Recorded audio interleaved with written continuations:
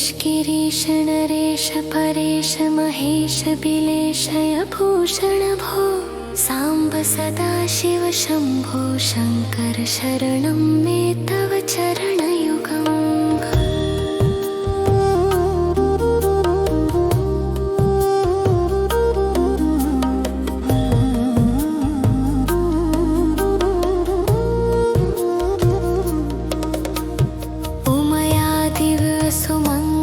विग्रहयालिङ्गित वामाङ्ग विभो सांब सदा शिव शंभो शंकर शरणं मे तव चरणयुगम्।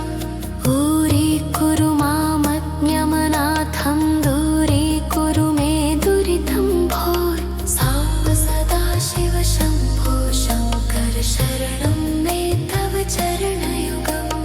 ऋषिवर मानस हंस चराचर जनन स्थिति लय कारण भो सांब सदा शिव शंभो शंकर शरणं मे तव चरणयुगम्। अन्तःकरण विशुद्धिं भक्तिं च त्वयि सतीं प्रदेहि विभो सांब सदा शिव शंभो शंकर शरणं मे तव चरणयुगम्। करुणावरुणालयमयि दास उदासस्तवोचितो नहि भो सांब सदा शिव शंभो शंकर शरणं मे तव चरणयुगम्। हे जय कैलास निवास प्रमाथ गणाधीश भूसुरार्चित भो सांब सदा शिव शंभो शंकर शरणं मे तव चरणयुगम्। झनुतक झंकिनु झनुतत् किटतक शब्दैर्नटसि महानत भो सांब सदा शिव शंभो शंकर शरणं मे तव चरणयुगम्। धर्मस्थापन दक्ष त्र्यक्ष गुरो दक्ष यज्ञ शिक्षक भो सांब सदा शिव शंभो शंकर शरणं मे तव चरणयुगम्। बलमारोग्यं चायुस्त्वद्गुणरुचितं चिरं प्रदेहि विभो सांब सदा शिव शंभो शंकर शरणं मे तव चरणयुगम्। सर्वदेव सर्वोत्तम सर्वद दुर्वृत्त गर्वहरण विभो सांब सदा शिव शंभो शंकर शरणं मे तव चरणयुगम्।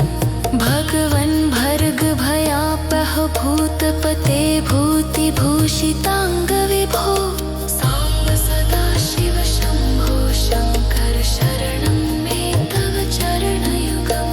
षड्रिपु षडूर्मि षड्विकार हर सन्मुख षण्मुख जनक विभो सांब सदा शिव शंभो शंकर शरणं मे तव चरणयुगम्। सत्यं ज्ञानमनन्तं ब्रह्मेत्येल्लक्षण लक्षित भो सांब सदा शिव शंभो शंकर शरणं मे तव चरणयुगम्।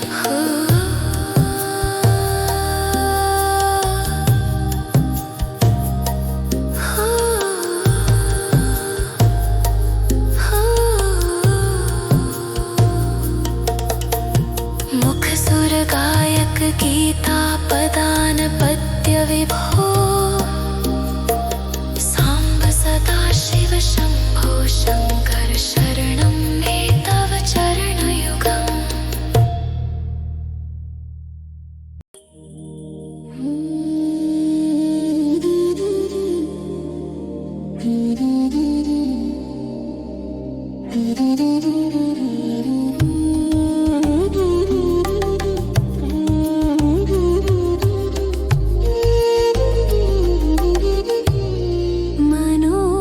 मनोबुद्ध्यहङ्कार चित्तानि नाहं न च श्रोत्रजिह्वे न च घ्राणनेत्रे न च व्योम भूमिर्न तेजो न वायुः चिदानन्दरूपः शिवोऽहं शिवोऽहम्।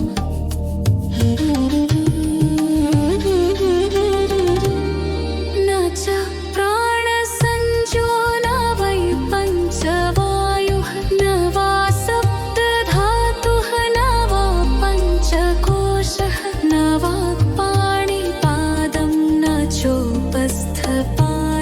चिदानन्दरूपः शिवोऽहं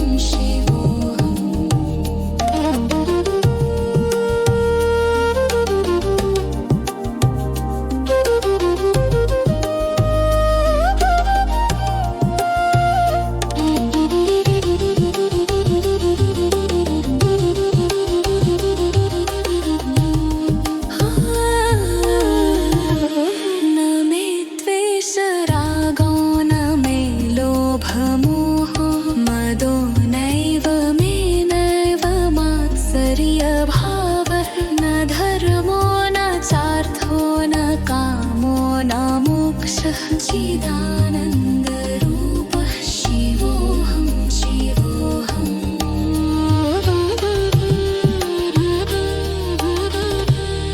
न पुण्यं न पापं न सौख्यं न दुःखं न मन्त्रो न तीर्थं न वेदा न यज्ञाः अहं भोजनं नैव भोज्यं न भोक्ता चिदानन्दरूपः शिवोऽहं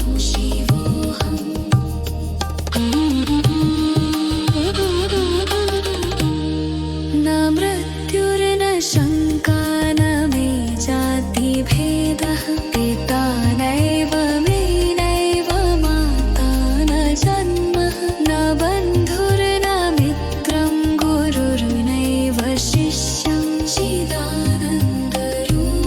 शिवोऽहं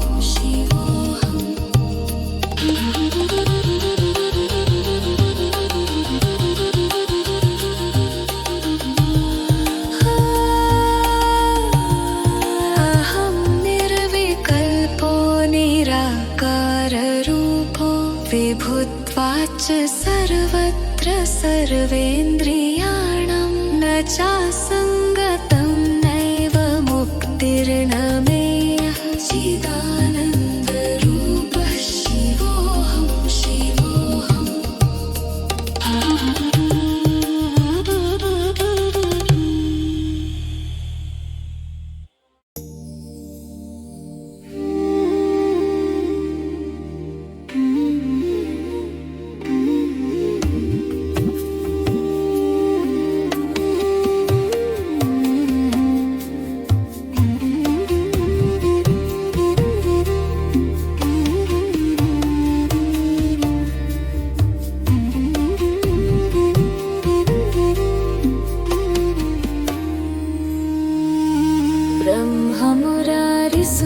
ब्रह्ममुरारिसुरार्जितलिङ्गं निर्मलभासितशोभितलिङ्गं जन्मजदुःखविनाशकलिङ्गं तत्प्रणमामि सदा शिवलिङ्गं देवमुनिप्रवरार्जितलिङ्गं कामदहं करुणाकरलिङ्गं रावणदर्पविनाशनलिङ्गं तत्प्रणमामि सदा शिवलिङ्गं सर्वसुगन्धिसुलेपितलिङ्गं बुद्धिविवर्धनकारणलिङ्गं सिद्धसुरासुरवन्दितलिङ्गं तत्प्रणमामि सदा शिवलिङ्गम्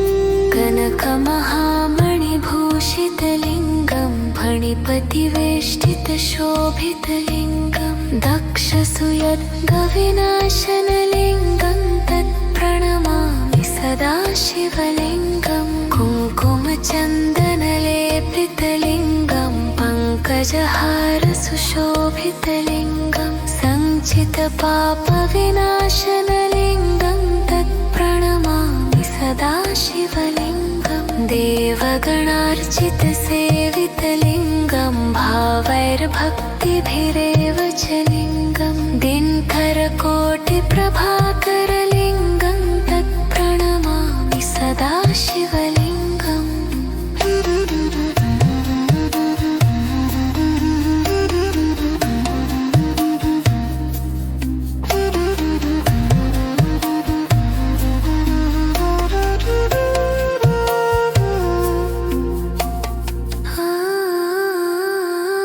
अष्टदलोपरिवेष्टितलिङ्गं सर्वसमुद्भवकारणलिङ्गम् अष्टदरिद्रविनाशितलिङ्गं तत्प्रणमामि सदा शिवलिङ्गं सुरगुरुसुरवरपूजितलिङ्गं सुरवणपुष्पसदार्चितलिङ्गं परात्परं परमात्मकलिङ्गं तत्प्रणमामि सदा शिवलिङ्गं लिङ्गाष्टकमिदं पुण्यं यः पठेत् शिवसन्निधौ शिवलोकमवाप्नोति शिवेन सह मोदते लिङ्गाष्टकमिदम्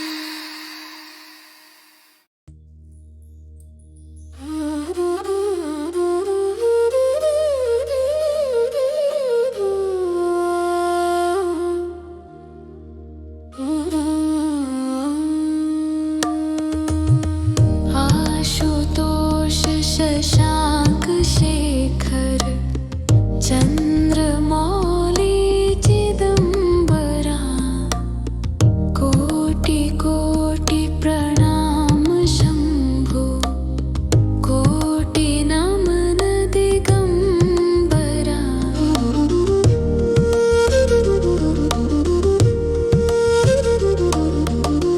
निर्विकार ओंकार अविनाशी तुम्ही देवाधिदेवा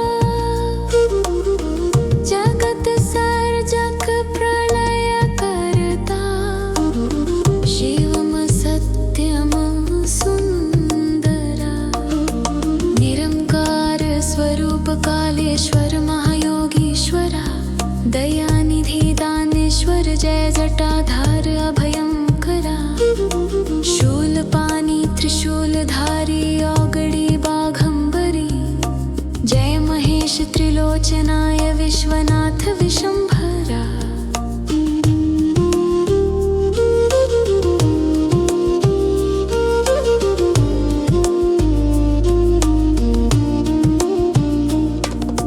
नाथ नागेश्वर हर हर पाप साप अभिशाप तमो महादेव महान भोले सदा शिव शिव शंकरा जगतपति अनुरक्ति भक्ति सदैव तेरे चरण हो क्षमा हो अपराध सब जय जयति जगदीश्वरा जन्म जीवन जगत का संताप ताप मिटे सभी ओम नमः शिवाय मन जपता रहे पंचाक्षरा आशुतोष शशांक शेखर चंद्रमौली चिदंबरा कोटि कोटि प्रणाम शंभो कोटि नमन दिगंबरा कोटि नमन दिगंबरा कोटि नमन दिगंबरा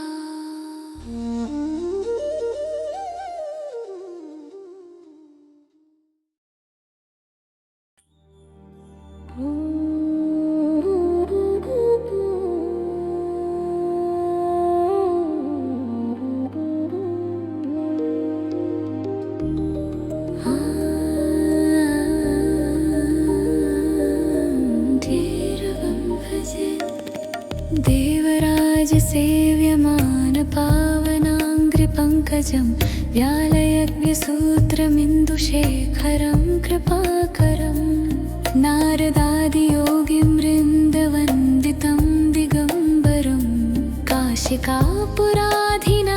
कालभैरवं भजे भानुकोटिभास्वरं भवाभृतारकं परं नीलकण्ठमीप्सितार्थदायकं त्रिलोचनं कालकालमम्बुजाक्षमं शशूलमक्षरं काशिकापुराधिनाथ कालभैरवं भजे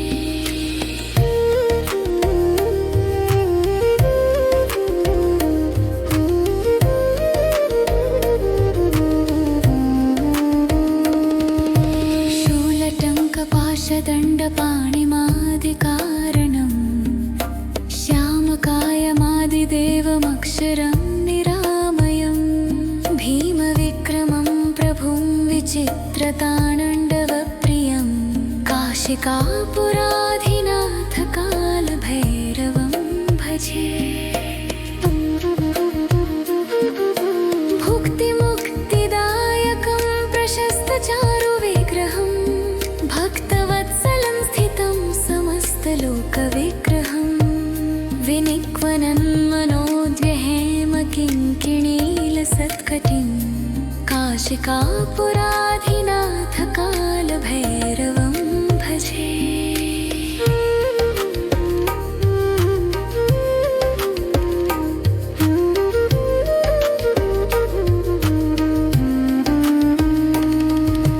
धर्मसेतुपालकं त्वधर्ममार्गनाशकं कर्मपाशमोचकं सुशर्मदायकं विभुं स्वर्णवर्णशेषपाशशोभिताङ्गमण्डलं काशिकापुराधिनाथ कालभैरवं भजे। रत्नपादुका प्रभाभिरामपादयुग्मकं नित्यमद्वितीयमिष्टदैवतं निरञ्जनं मृत्युदर्पनाशनं करालदंष्टमोक्षणं काशिकापुराधिनाथ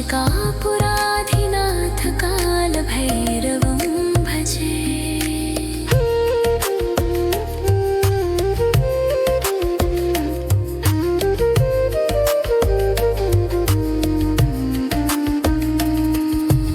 अट्टहासभिन्नपद्मजाण्डकोशसन्ततिं दृष्टिपातनष्टपापजालमोग्रशासनम् अष्टसिद्धिदायकं कपालमालिकाधरं काशिकापुराधिनाथ कालभैरवं भजे।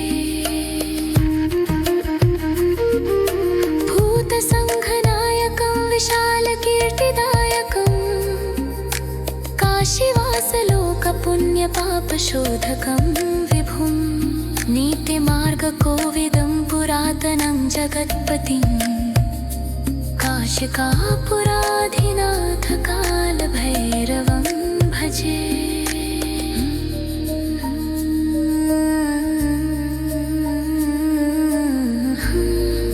भजे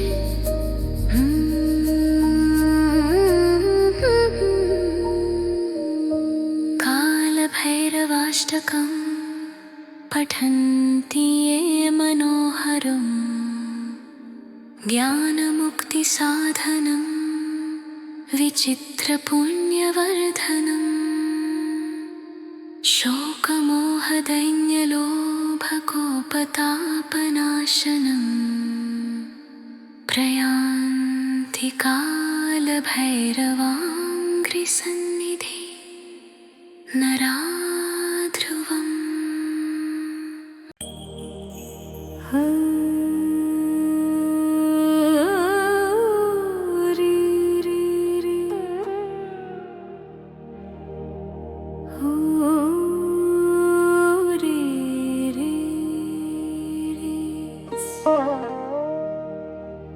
भवाय चन्द्रचूडाय निर्गुणाय गुणात्मने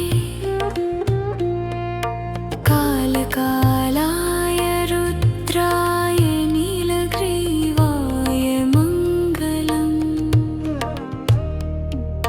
वृषारूढाय भीमाय व्याघ्रचर्माम्बराय च पशूनापतये तुभ्यं गौरीकान्ताय मङ्गलम् भस्मोद्धूलितदेहाय व्यालये गोपवीतिने रुद्राक्षमालाभूषाय व्योमकेशाय मङ्गलम्।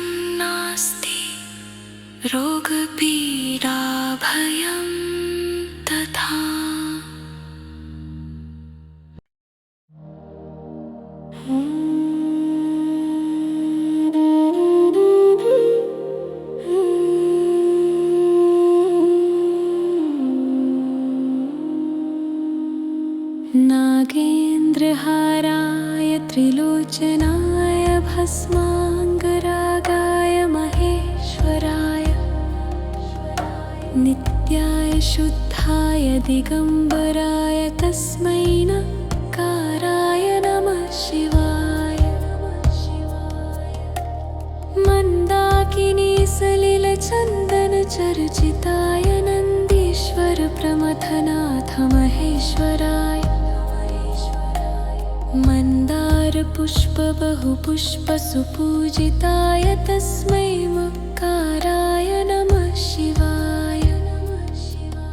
शिवाय गौरीवदनाब्जवृन्द सूर्याय दक्षाध्वरनाशकाय श्रीनीलकण्ठाय वृषध्वजाय तस्मै शिकाराय नमः शिवाय। वसिष्ठकुम्भोद्भवगौतमार्य मुनीन्द्रदेवार्चितशेखराय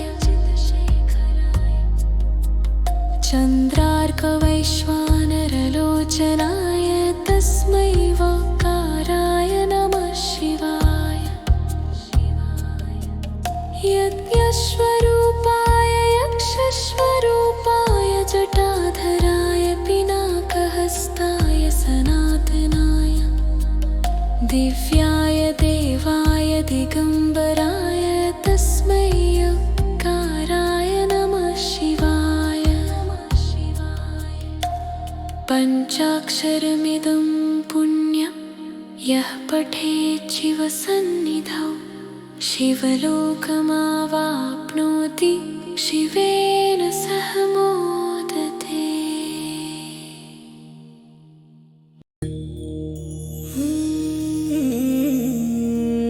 ईश्गिरीश नरेश परेश महेश बिलेशय भूषण भो साम्ब सदा शिव शम्भो शङ्कर शरणं मे तव चरणयुगम्।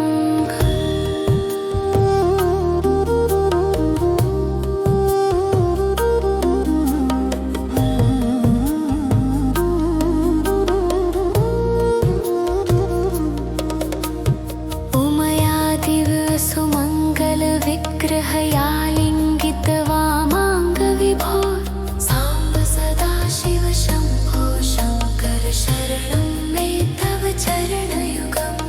दूरीकुरु मामज्ञमनाथं दूरीकुरु मे दुरितं भो साम्ब सदा शिव शम्भो शङ्कर शरणं मे तव चरणयुगम्। ऋषिवर मानस हंस चराचर जनन स्थिति लय कारण भो साम्ब सदा शिव शम्भो शङ्कर शरणं मे तव चरणयुगम्। अन्तःकरण विशुद्धिं भक्तिं च त्वयि सतीं प्रदेहि विभो साम्ब सदा शिव शम्भो शङ्कर शरणं मे तव चरणयुगम्। करुणावरुणालयमयि दास उदासस्तवोचितो नहि भो साम्ब सदा शिव शम्भो शङ्कर शरणं मे तव चरणयुगम्। हे जय कैलास निवास प्रमाथ गणाधीश भूसुरार्चित भो साम्ब सदा शिव शम्भो शङ्कर शरणं मे तव चरणयुगम्। झनुतक झङ्किनु झनुतत् किटतक शब्दैर्नटसि महानत भो साम्ब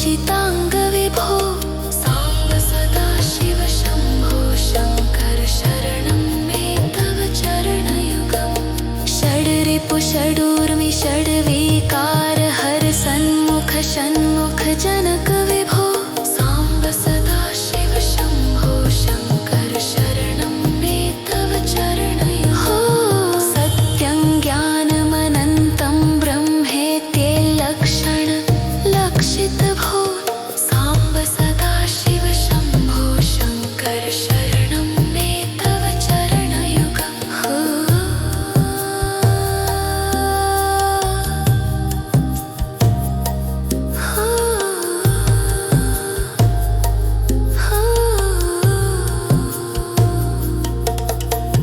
मुख सुर गायक गीता पदान पद्य विभो साम्ब सदा शिव शम्भो शङ्कर शरणं मे तव चरणयुगम्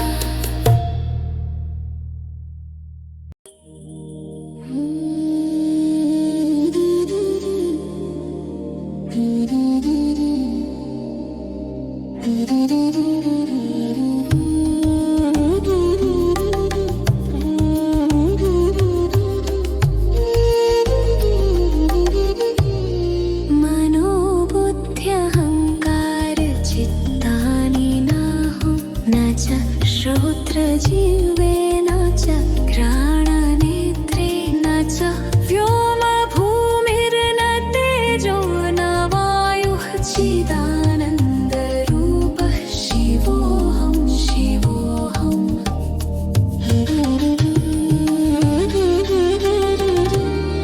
न च प्राणसञ्जो न वै पञ्चवायुः न वा सप्तधातुः न वा पञ्चकोशः न वाक्पाणिपादं न चोपस्थपायुः चिदानन्दरूपः शिवोऽहं शिवोऽहम्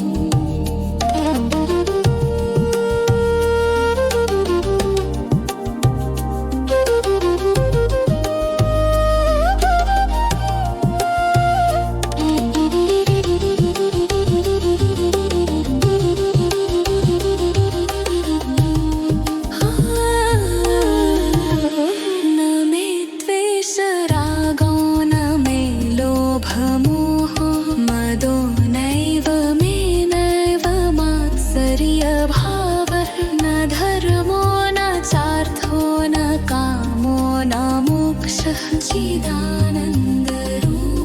शिवोऽहं शिवोऽहम्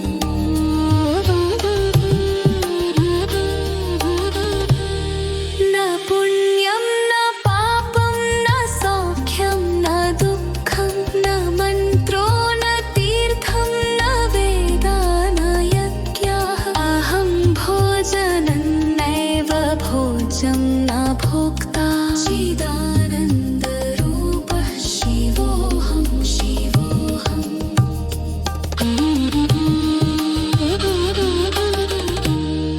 न मृत्युर्न शङ्का न मे जातिभेदः पिता नैव मे नैव माता न जन्मः न बन्धुर्न मित्रं गुरुर्नैव शिष्यं चिदानन्दरूपः शिवोऽहं शिवोऽहम्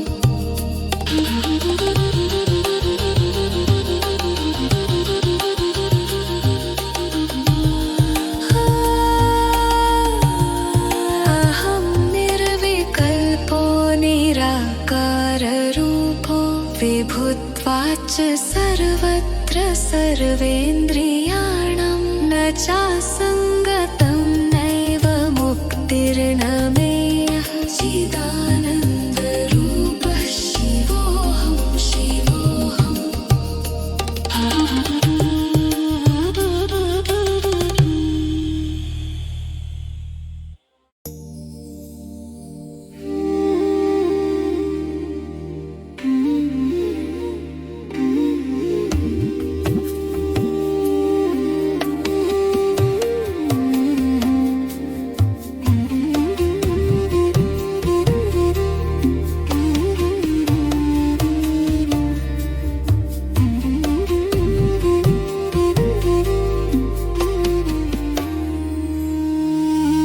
ब्रह्ममुरारिसुरार्चितलिङ्गं निर्मलभासितशोभितलिङ्गं जन्मजदुःखविनाशकलिङ्गं तत्प्रणमामि सदा शिवलिङ्गं देवमुनिप्रवरार्चितलिङ्गं कामदहं करुणाकरलिङ्गं रावणदर्पविनाशनलिङ्गं तत्प्रणमामि सदा शिवलिङ्गं सर्वसुगन्धिसुलेपितलिङ्गं बुद्धिविवर्धनकारणलिङ्गं सिद्धसुरासुरवन्दितलिङ्गं तत्प्रणमामि सदा शिवलिङ्गम्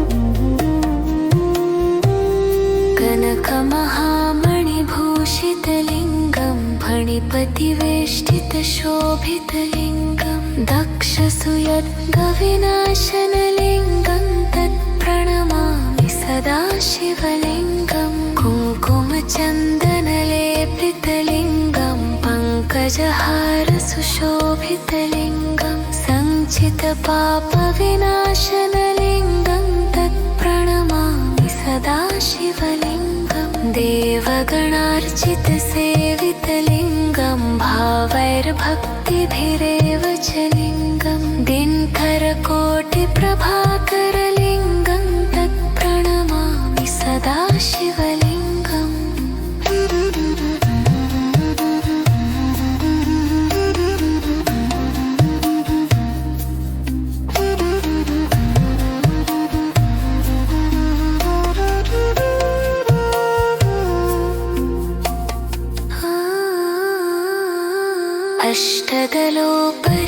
अष्टदलोपरिवेष्टितलिङ्गं सर्वसमुद्भवकारणलिङ्गम् अष्टदरिद्रविनाशितलिङ्गं तत्प्रणमामि सदा शिवलिङ्गं सुरगुरुसुरवरपूजितलिङ्गं सुरवणपुष्पसदार्चितलिङ्गं परात्परं परमात्मकलिङ्गं तत्प्रणमामि सदा शिवलिङ्गम् लिङ्गाष्टकमिदं पुण्यं यः पठेत् शिवसन्निधौ शिवलोकमवाप्नोति शिवेन सह मोदते लिङ्गाष्टकमिदम्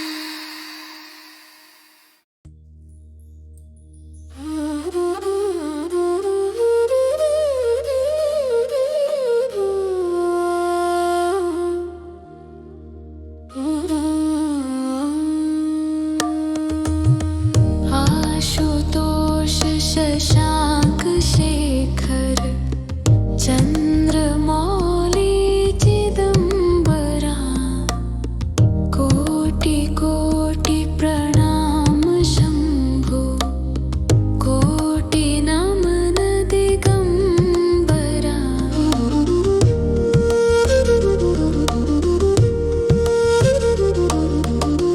निर्विकार ओंकार अविनाशी तुम्ही देवाधिदेवा जगत सर्जक प्रलय करता शिवम सत्यम सुंदरा निरंकार स्वरूप कालेश्वर महायोगीश्वरा दयानिधि दानेश्वर जय जटाधार अभयंकरा शूलपाणि त्रिशूलधारी औगड़ी बाघंबरी जय महेश त्रिलोचनाय विश्वनाथ विशंभरा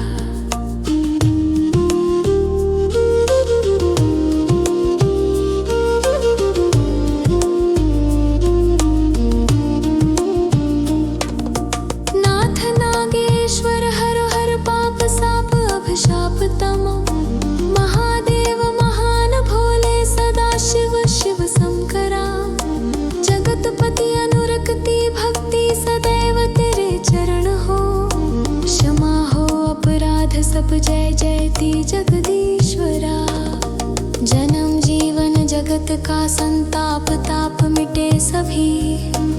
ओम नमः शिवाय मन जपता रहे पंचाक्षरा। आशुतोष शशांक शेखर चंद्रमौली चिदंबरा। कोटि कोटि प्रणाम शंभु कोटि नमन दिगंबरा। कोटि नमन दिगंबरा। कोटि नमन दिगंबरा।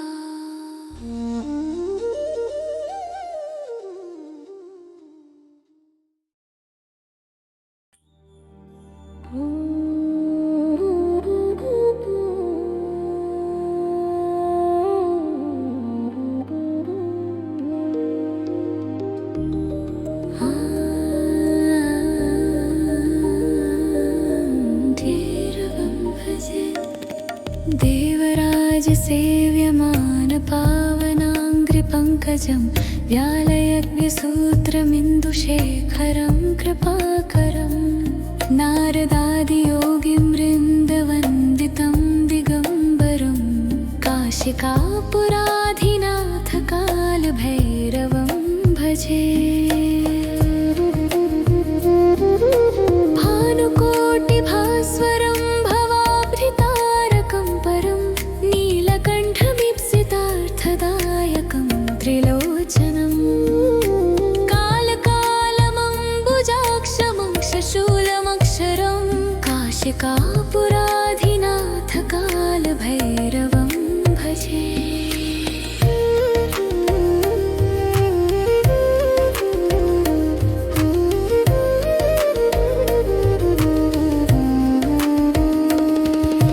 शूलटङ्कपाशदण्डपाणिमादिकारणं श्यामकायमादिदेवमक्षरं निरामयं। भीमविक्रमं प्रभुं विचित्रताण्डवप्रियं काशिकापुराधिनाथ कालभैरवं भजे। भुक्तिमुक्तिदायकं प्रशस्तचारुविग्रहं भक्तवत्सलं स्थितं समस्तलोकविग्रहं। विनिक्वनं मनोद्यहेमकिङ्किणीलसत्कटिं काशिकापुराधिनाथ कालभैरवं भजे।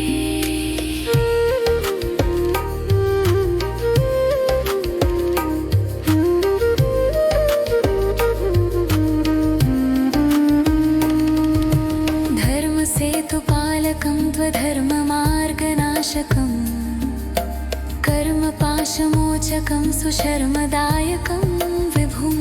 स्वर्णवर्णशेषपाशशोभिताङ्गमण्डलं काशिकापुराधिनाथ कालभैरवं भजे। रत्नपादुका प्रभाभिरामपादयुग्मकं नित्यमद्वितीयमिष्टदैवतं निरञ्जनं।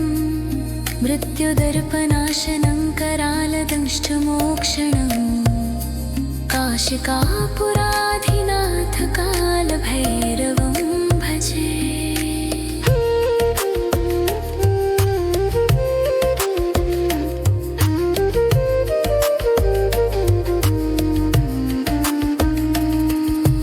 अट्टहासभिन्नपद्मजाण्डकोशसन्ततिं दृष्टिपातनष्टपापजालमोग्रशासनम्।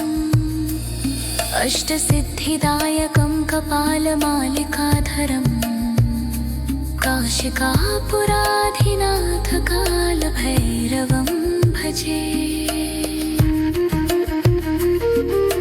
भूतसङ्घनायकं विशालकीर्तिदायकं काशीवासलोकपुण्यपापशोधकं विभुं।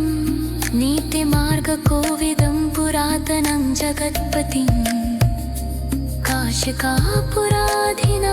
कालभैरवं भजे।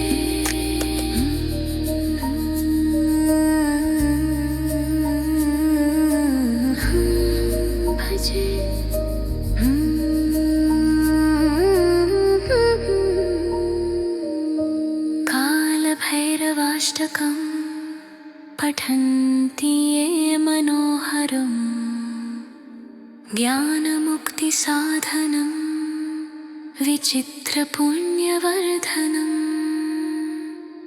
शोकमोहदैन्यलोभकोपतापनाशनं प्रयान्ति कालभैरवाङ्घ्रिसन्निधि नरा ध्रुवम्।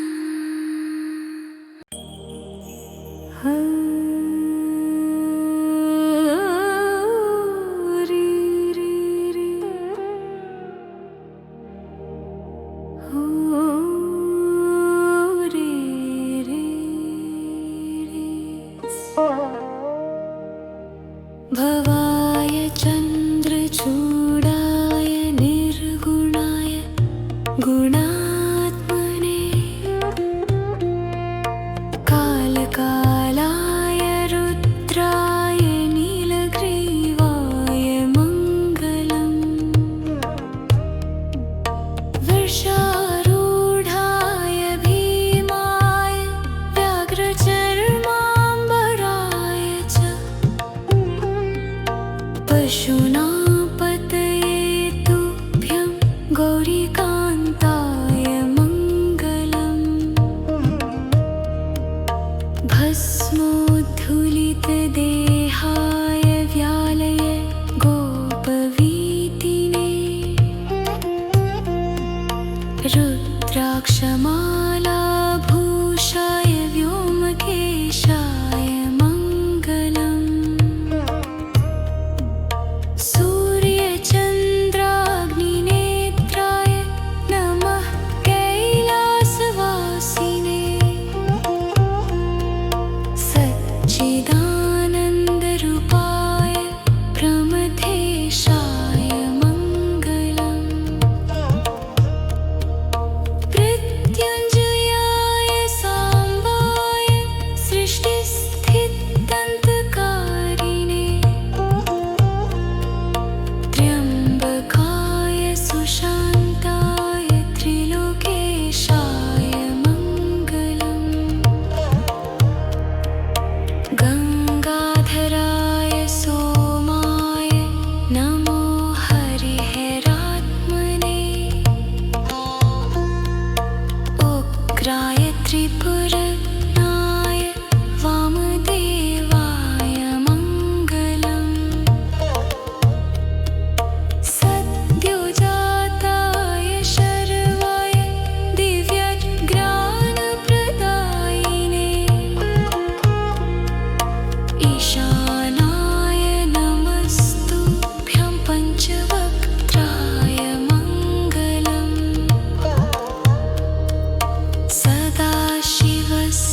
सदाशिवस्वरूपाय नमस्तत्पुरुषाय च अघोराय च घोराय महादेवाय मङ्गलम् मङ्गलाष्टकमेतद्वै शम्भोर्कीर्तयेद्दिने तस्य मृत्युभयं नास्ति रोगपीडाभयं तथा।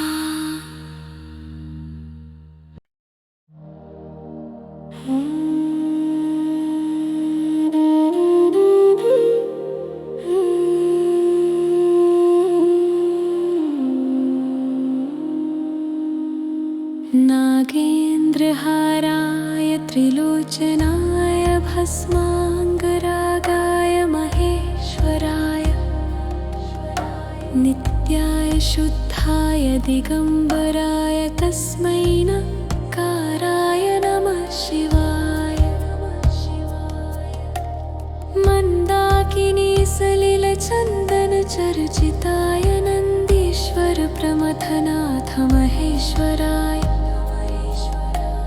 मन्दारपुष्प बहुपुष्प सुपूजिताय तस्मै मकाराय नमः शिवाय। शिवाय गौरीवदनाब्जवृन्द सूर्याय दक्षाध्वरनाशकाय